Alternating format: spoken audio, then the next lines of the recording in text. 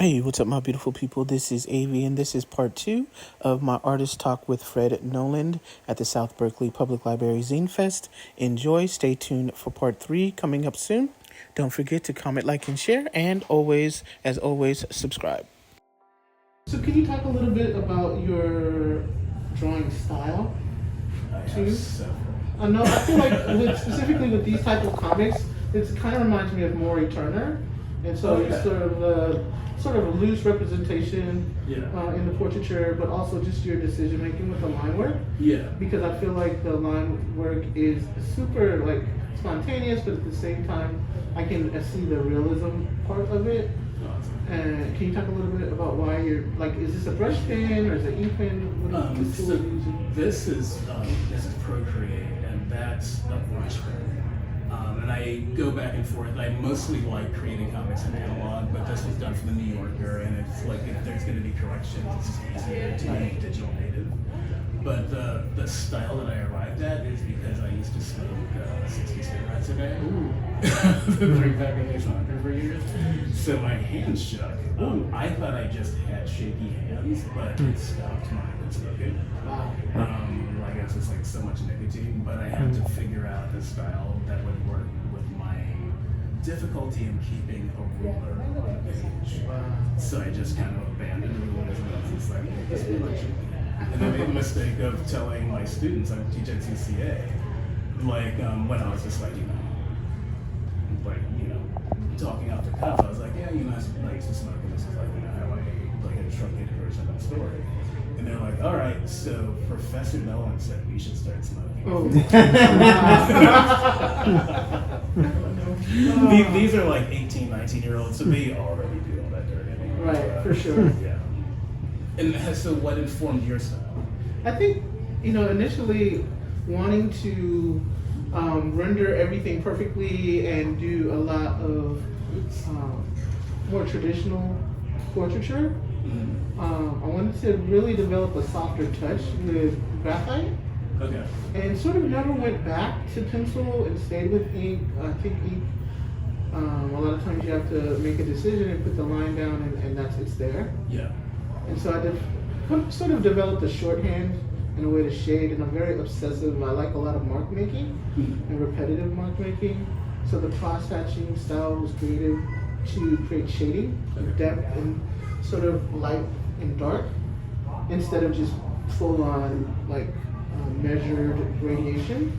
I wanted to have that texture there, and that's kind of where my style developed out of wanting to become better at a pencil drawing, which just never evolved. I just kind of, like I said, abandoned that. Skipped over. You find your tool. Yes. When you play. And is this Audrey Lorde? That is Audrey Lorde. I'm going to need a recommendation at some point, a book to start with her. I've drawn her and I've like talked her up, and I haven't read a single thing, so I need to stop being a poser. No, you definitely need to read some stuff, and I've read just a little bit, and I've also just honestly found it difficult to draw her portrait because she has such a, I don't want to say a common face, but you could find so many other people that look like her. So unless you pay close attention to detail, it's hard to represent her properly. Yeah.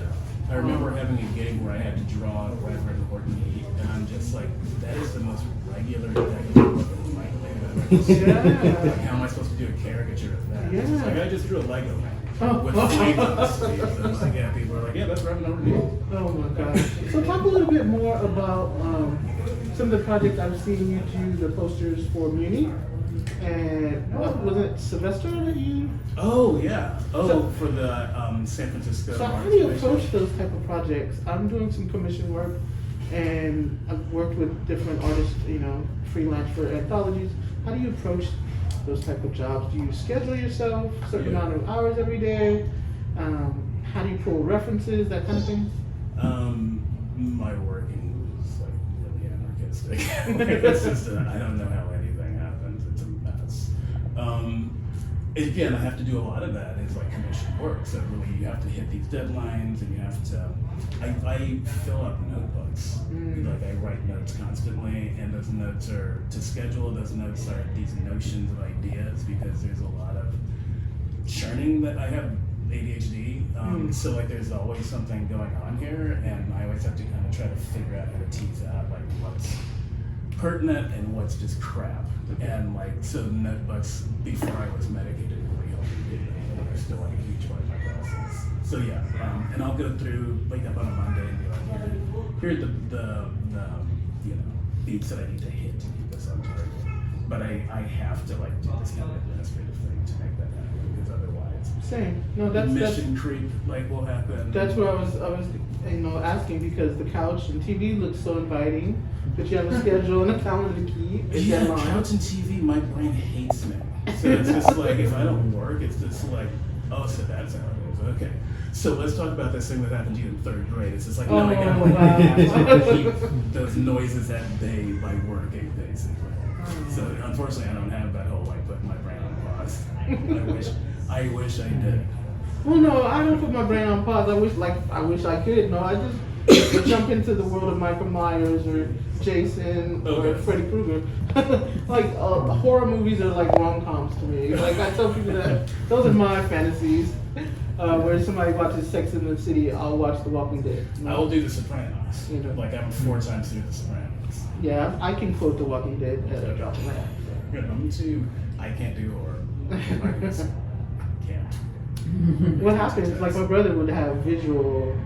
Well, because I know, I'm just like, why are we gonna watch this thing where you know something not as bad but terrible is gonna happen? I love that. I actually turn away if nothing bad happens in the first 5 minutes. I turn. Like, come on, kill somebody quick. What's going on?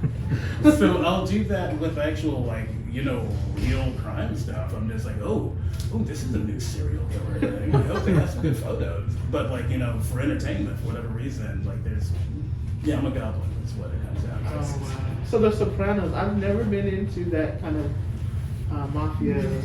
I do like true crime. Yeah. True crime documentary comes out, I'm there.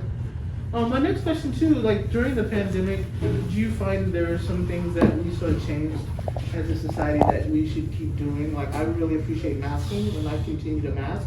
Is there something that you think we should keep doing? So much. Actually, this morning I was walking down to the farmer's market with my girlfriend, and we were talking about, because we went and got like some kombucha, because you know we're very it was required, and she was like, oh, it looks kind of like a cocktail, and she remembered back to, I'm not saying that we should have cocktails in public like in the pandemic. Well, it sounds like cocktails and cigarettes is your thing.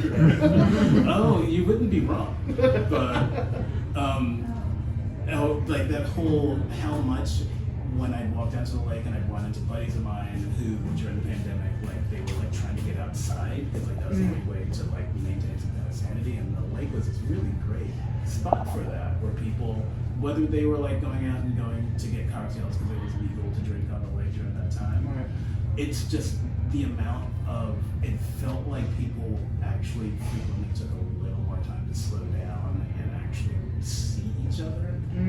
And like I went through that door with everyone else, and I'm like, oh, I'm not going back. Like this is way better. And I kind of feel like a lot of people are just like, all right, now I'm gonna start driving my Tesla backwards to 90 miles an hour on the freeway. Okay. Like I feel like we got like jackknifed where like we were. But yeah, I liked the slowness.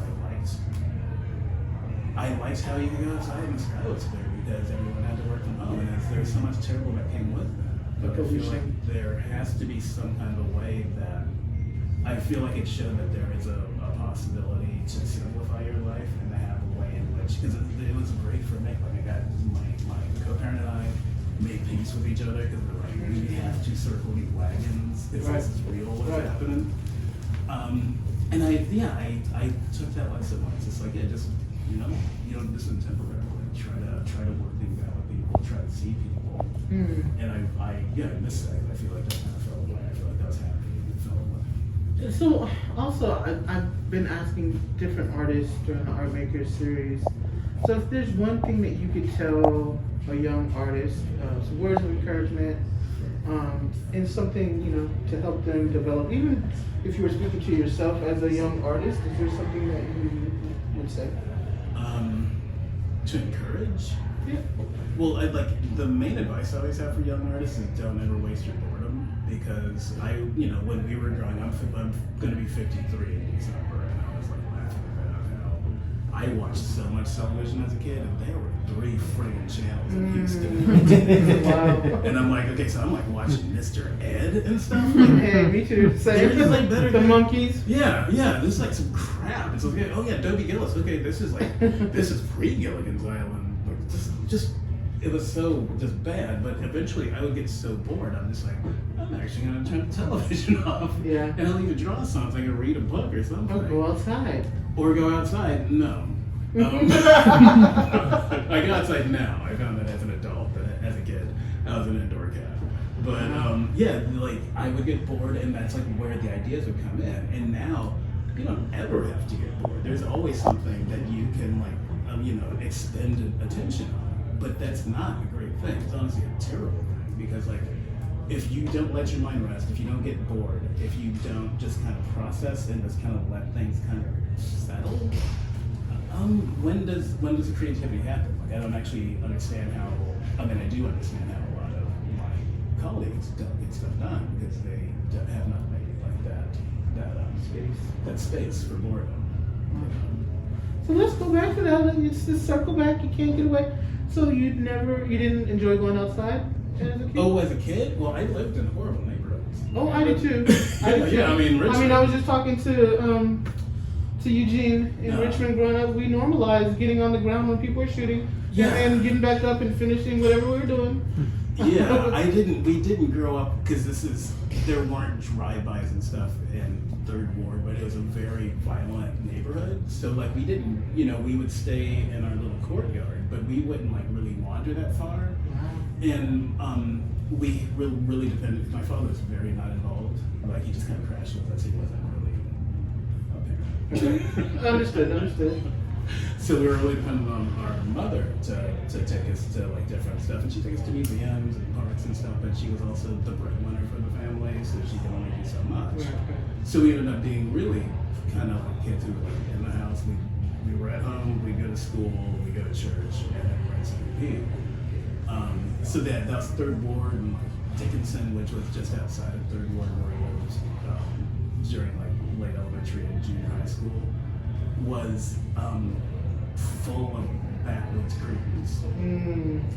And everyone was related, and the whole town was Baptist, and we were Church of Christ, and they were just like... Okay, now I'm understanding why you stayed in the house. And little, like I'm 4 feet tall, talking like this, because my mother's also an English teacher, so that was great, being in terrible neighborhoods with great diction.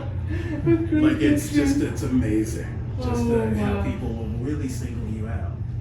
Well, that's interesting because it was similar for me because my brother was such a he wasn't an English major, he was a rhetoric major. Oh wow! I have an ex-girlfriend that is a rhetoric major. But he corrected. Yeah, you're right. I'm just not even trying. But he corrected my grammar every day, and he was old enough to drive me to school in the 4th grade. So I spoke like this in the 4th grade too. But I was probably this size in the 4th grade, so nobody picked on me. But no, it's interesting. The dynamic is quite different. I mean, where I grew up, you had to fight, and so once I beat up 1 or 2 people, they stopped bothering me. So same thing in the South. You got to fight. I'm terrible at fighting because my father didn't show me how. So I get into all these fights and I get my ass kicked, and I just keep getting into the fights. But We're gonna say a prayer for you, Fred. Well, so my son, kids aren't quite like that anymore, and like he goes to a nice school, but like he's had some encounters with people that didn't get super violent. But I'm like, okay, here's what we're gonna do. Your mother is going to hate me for this, but I'm going to show you how to No, it's necessary in 2025 now. I think it's necessary generally. And I was like, you're not a violent person, so I know, like, you're not going to run out and do this, but like, you need to know before. No, it sounds like... to try to break this whole No, let me know if his father ever shows up to No, I was going to say, it sounds like he has a good head on his shoulders, but... He does, yeah. Interesting dynamic. We both kind of grew up in a similar neighborhood. I think it just, the impression it made was a little bit different. It makes a groove, for sure. Yeah.